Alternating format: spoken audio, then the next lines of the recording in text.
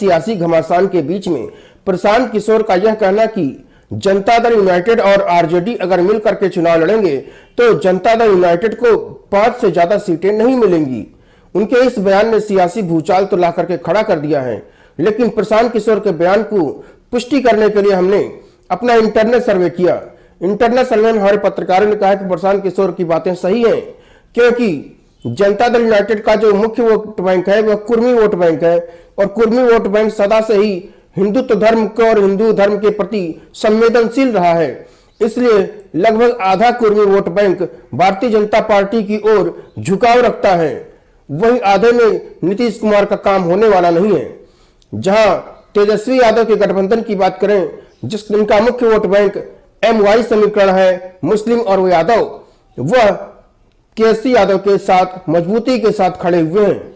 यहां तक कि भारतीय जनता पार्टी के सरकार में भी जो यादव है, उनके गांव देहात वाले तेजस्वी यादव को ही वोट देते हैं। तो यादव वोट बैंक और मुस्लिम वोट बैंक पर तेजस्वी यादव की पकड़ बहुत पड़ी हुई है। हालांकि सीमांत के क्षेत्रों में असदुद्दीन ओवैसी की पार्टी AIMIM का भी प्रभाव देखा गया है। कुल मिलाकर के इंटरनल सर्वे करने के बाद हमने एक्सटर्नल सर्वे किया। बिहार के कई विधानसभा क्षेत्रों में जाकर के हमारे पत्रकारों ने जनता से सीधे बात की, सीधे संवाद किया, तो पता चला कि प्रशांत किशोर की बातें काफी हद तक सच प्रतीत हो रही हैं। जनता दल यूनाइटेड के नीचे से उसकी जमीन खिसक रही है। वहीं पर जब हमारे पत्रकारों ने जनता से कई सवाल पूछे तो उनके मन में नीतीश कुमार की छवि में निरंतर बदलाव आ रहा है। जब भारतीय जनता पार्टी के साथ नीतीश कुमार थे तो लोग उन्हें विकास पुरुष कहते थे, लेकिन जैसे ही वो तेजस्वी यादव की तरफ आए, लोग दिनों दिन हो रही हत्याओं और अन्य आपराधिक घटनाओं से परेशान दिख रहे हैं। उनका विकास पुरुष का जो ठप्पा लगा हुआ था वह धीरे धीरे धूमिल होता हुआ नजर आ रहा है। इन्हीं सब बातों को देख करके ऐसा प्रतीत होता है कि नीतीश कुमार की पार्टी ने भी जमीनी सर्वे कराया होगा और उन्हें हकीकत पता चल गई होगी। हालांकि परिवारवाद के ऊपर हमला किया है नीतीश कुमार ने, तो जाहिर सी बात है कि तेजस्वी यादव तिलमिला उठेंगे। वहीं समाजवादी पार्टी भी बीच में कूदेगी, यह तो तय है। लेकिन फिर भी नीतीश कुमार और तेजस्वी यादव की सरकार आगे चलती हुई दिखाई दे रही है। हालांकि नीतीश कुमार ने स्वयं कहा था कि तेजस्वी यादव अगले मुख्यमंत्री होंगे और उन्हीं के नेतृत्व में चुनाव लड़ा जाएगा। इसका जनता तक सीधा मैसेज जा चुका है और आरजेडी के कार्यकर्ता जो जमीनी स्तर पर काम करते हैं, उन्होंने इसका मैसेज जनता तक पहुंचा दिया है। इस मैसेज का सीधा सीधा लाभ तेजस्वी यादव को मिलता हुआ दिखाई दे रहा है। यानी कि 2024 के चुनाव में अगर तेजस्वी यादव अकेले भी चुनाव लड़ जाते हैं तो भी भारतीय जनता पार्टी के मुकाबले कड़ी टक्कर देने वाले तेजस्वी यादव साबित होंगे। वहीं नीतीश कुमार की सीटों की संख्या घट सकती है। नीतीश कुमार ने इन्हीं सब बातों को देखते हुए भारतीय जनता पार्टी से अपने मधुर संबंध बनाने शुरू कर दिए हैं, ताकि कुर्मी वोट बैंक उनके ऊपर तुरंत पलट मार दे और उनके ऊपर साठ हिंदुत्व का एक चेहरा नजर आने लगे। क्योंकि कुर्मी वोट बैंक, जैसा कि सर्वे में बताया गया है, कि हिंदुत्व और हिंदू धर्म के प्रति निरंतर झुकाव रखता है। तेजस्वी यादव और नीतीश कुमार का गठबंधन बेमेल साबित हो रहा था।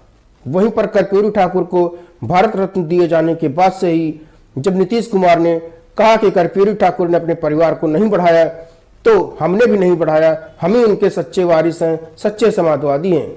उन्हीं की इस बात से तिल मिला करके तेजस्वी यादव की बहन रोड़ी आचार्य ने ट्वीट कर दिया कि नीतीश कुमार का लड़का इस योग्य ही नहीं है। परोक्ष रूप में उन्होंने कह दिया, व्यंग कस दिया कि उनको मंत्री बनाया जा सके।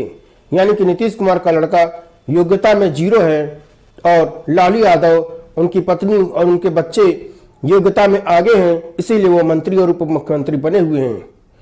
जहां नीतीश कुमार के लड़के की बात की जाए तो नीतीश कुमार का लड़का इंजीनियर है, अच्छे नंबरों से पास हुआ है और समाज में उसकी अच्छी इज्जत भी है। बहरहाल नीतीश कुमार और जनता दल यूनाइटेड का गठबंधन तो जारी रहेगा, लेकिन इससे नुकसान नीतीश कुमार को ही होता हुआ दिखाई दिया। उन्हीं की सीटें घटेंगी। उनकी सीटें, अगर नीतीश कुमार तेजस्वी यादव के साथ लड़ते हैं तो उनकी सीटें भारतीय जनता पार्टी खा जाएगी। वहीं भारतीय जनता पार्टी ने तगड़ी चाल चलते हुए मांझी वोट बैंक को अपनी तरफ कर लिया है। भगवान श्री राम भी निषाद राज का बहुत सम्मान करते थे और जहां मांझी जो निषाद होते हैं मुख्यतः, उनको अपनी तरफ मिलाने में भारतीय जनता पार्टी ने कोई कोर कसर बाकी नहीं रखी है।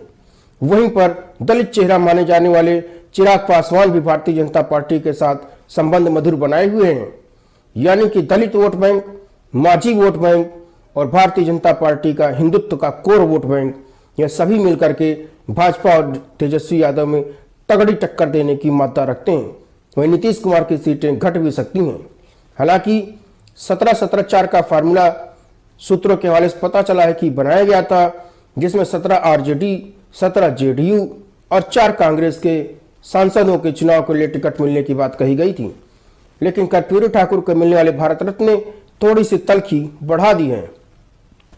लेकिन फिर भी सरकार को ऐसा प्रतीत होता है कि कोई खतरा नहीं है वर्तमान में। हालांकि जेडीयू भी कह चुका है, नीतीश कुमार भी कह चुके हैं कि तेजस्वी यादव ही उनके उत्तराधिकारी हैं।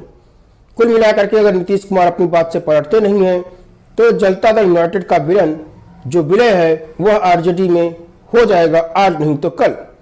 क्योंकि जैसे ही सीटों की संख्या घटेगी उनके विधायक कहीं न कहीं तो जाएंगे ही। तो जाहिर सी बात है जो जेडीयू के विधायक हैं वो आरजेडी में ही जाएंगे। और नीतीश चचा भी सेकुलर की परिभाषा में अपने आप को ओतप्रोत मानते हैं।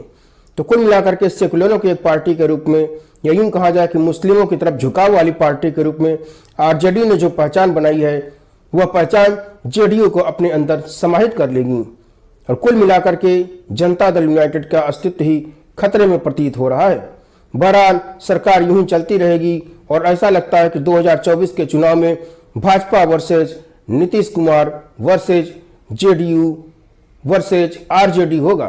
हालांकि कांग्रेस भी इस भूमिका में है और लेफ्ट पार्टियां भी भूमिका में नजर आ रही हैं। 1-2 सांसद उनके हो सकते हैं, लेकिन देखना यह होगा कि क्या भारतीय जनता पार्टी इन सभी सीटों पर लड़ करके अपना प्रभुत्व बचा रखती है या फिर भारतीय जनता पार्टी की सीटें कम होंगी। हालांकि जहां तक ग्राउंड सर्वे की बात करें, भाजपा की जमीन मजबूत दिखाई दे रही है। वहीं MY समीकरण जो तेजस्वी यादव का समीकरण है वो भी काफी हद तक मजबूत दिखाई दे रहा है। तो ऐसे में प्रतीत यह होता है कि बिहार में लड़ाई दो तरफा हो सकती है, तेजस्वी यादव वर्सेज भाजपा। चलिए ना, नीतीश कुमार के बात को आप लोग, नीतीश कुमार जब जहां हैं उसके हिसाब से बात करते हैं। जब भाजपा के साइड जाना होगा तो परिवारवाद दिखने लगेगा, जब भाजपा को छोड़कर लालू जी के साथ जाना होगा तो उनको संप्रदायवाद दिखने लगता है। किसी को नहीं मालूम है, नीतीश कुमार को स्वयं को नहीं मालूम है कि वो कहां रहेंगे। जो आदमी अपने जीवन के अंतिम राजनीतिक अंतिम दौर में पहुंच गया है, वो सामाजिक राजनीतिक हर नजरिए से नीतीश कुमार का ये अंतिम दौर चल रहा है। अब अपना छटपटाहट में कभी दाएं कभी बाएं कर रहे हैं, उससे कुछ होने वाला नहीं है। अभी चुनाव होगा, नीतीश कुमार को उनकी राजनीतिक औकात बिहार की जनता दिखा देगी।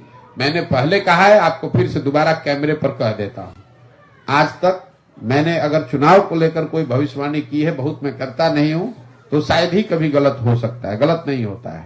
तो बिहार के चुनाव के नजरिए से, लोकसभा के नजरिए से मैं आपको कैमरे पर बता देता हूं, महागठबंधन में नीतीश कुमार अगर चुनाव लड़ेंगे तो उनके दल जदयू को 5 सीट भी नहीं आएगा। और ये 2 महीने से हम बात कह रहे हैं और उनके दल वाले भी समझ रहे हैं कि अगर प्रशांत किशोर कह रहा है तो 5 सीट नहीं आएगा।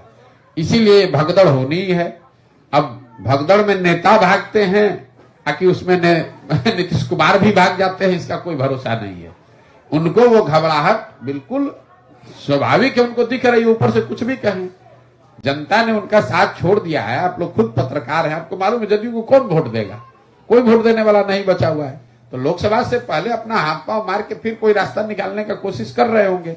लेकिन अगर लोकसभा से पहले नहीं भी गए तो ये आप लिख के रखिए कि लोकसभा के बाद तो उनको आज की स्थिति जो है, ये तो स्थिति बदलेगी ही बदलेगी। ये जो महागठबंधन की सरकार चले, और ये हम 1-1.5 साल से कह रहे हैं, ये जो व्यवस्था है ये तो बहुत चलेगा तो लोकसभा तक चलेगा।